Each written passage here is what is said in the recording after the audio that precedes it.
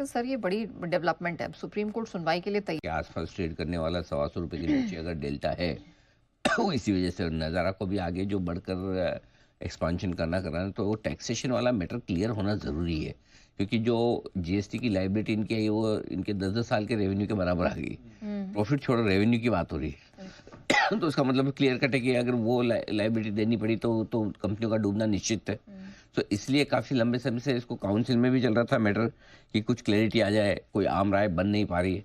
अगर अब supreme court में ये सुनवाई होती हुई दिख रही तो कम से कम एक कंपनी के लिए उम्मीद है कि भाई 10 तारीख को सुनवाई हो रही है, और जाहिर सी बात है कि जिस तरह की बड़ी डिमांड है वो तो कोई दे नहीं पाएगा, या तो आप फिर कंपनी और बिजनेस खत्म ही कर दो। करेक्ट। वैसा हो जाएगा। एक्चुअली मैं जब आया था मेरा तब भी मैं ये कह रहा था कि मामला इतना बड़ा है, हो जाए उसके पहले इसको सुलझा लेना चाहिए, क्योंकि जहाँ कंपनी की एग्जिस्टेंस भी सवाल है। सो आई थिंक मार्केट इस बात को लेकर कॉन्फिडेंट है कि कंपनी के पक्ष में शायद फैसला है कि इतना ज़्यादा उन्हें जीएसटी ना देना पड़े। वो संभावनाएं बन सकती है शायद, इसी वजह से डेल्टा को भी तेजी से भागा है। नज़ारा में भी शायद कुछ हद तक तेजी जो बनती हुई दिख रही है, थोड़ी रिकवरी तो आई है निचले स्तर से, अभी अच्छा अभी भी लाल निशान में। हाँ, तो ये भी बड़े दिनों बाद एक्शन नज़ारा में भी आता है। हाल ही में इसमें क्यूआईपी भी किया था इन्होंने, फंड रेजिंग की थी। फंड रेजिंग के बाद स्टॉक में एक्शन बना भी था।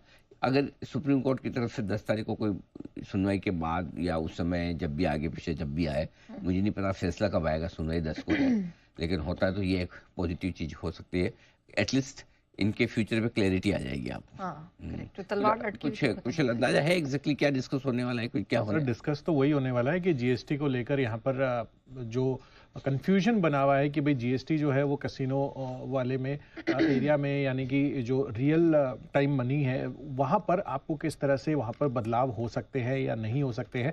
कैसीनो गेमिंग को लेकर प्राइमरली ये जीएसटी का जो है ये क्लैरिफिकेशन आता हुआ नजर आएगा। बट मैं यही देख रहा था जो प्रीवियस हमने जब डिस्कस किया था तो वहाँ पर डेल्टा कॉप पर कुल मिलाकर 23,206 करोड़ का जीएसटी बकाया का नोटिस इनको मिलता हुआ दिखा है। तो 23,000 करोड़ सर, वही मैं बोल रहा हूँ। वो हम बचपन में है ना, जब कोई चीज़ के ऊपर अपनी बात कोई स्ट्रांगली रखनी होती है तो हम ऐसे करते थे। हाँ, अभी की बात नहीं, हमारे बचपन की बात, जब मैं स्कूल में लगी 1-1 लाख की शर्त, उसमें सबसे बड़ा अमाउंट लाख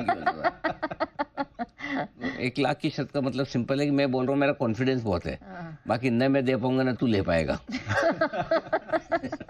उसमें 1 लाख में कितने जीरो वही पता नहीं होते थे, खाली बस लगी 1-1 लाख की शर्त। करेक्ट। मतलब शर्त ऐसी लगाओ जो देने लेने ना पड़े।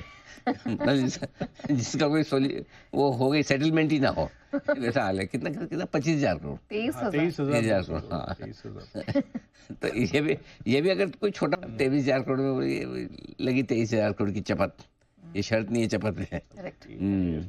कोई हमारे एक्सपर्ट्स की तरफ से किसी की कोई विशेष टिप्पणी हो इस मामले पे और स्टॉक पे तो बताएं, नहीं तो हम और आगे बढ़ जाएं। तो जरा है तो आप हाथ खड़ा करें डेल्टा और नजारा को लेकर। जी आशु सर।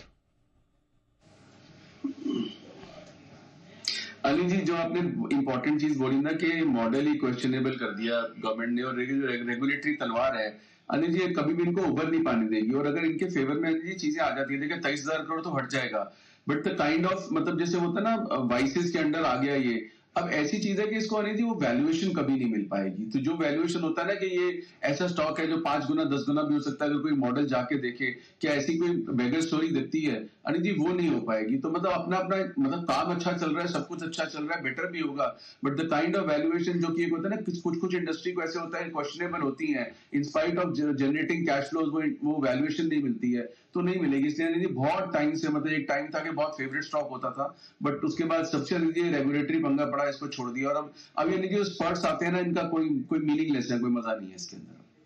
जय कुछ कहना चाहते हैं? जी जय। देखिए, ऐसे लाख लाख वाली शर्त मैंने भी बचपन में अनिल जी दोस्तों के साथ काफी लगाई थी, और एक फ्रेंड से मुझे 12 लाख रुपए अनिल जी वो हिसाब से लेने होते हैं।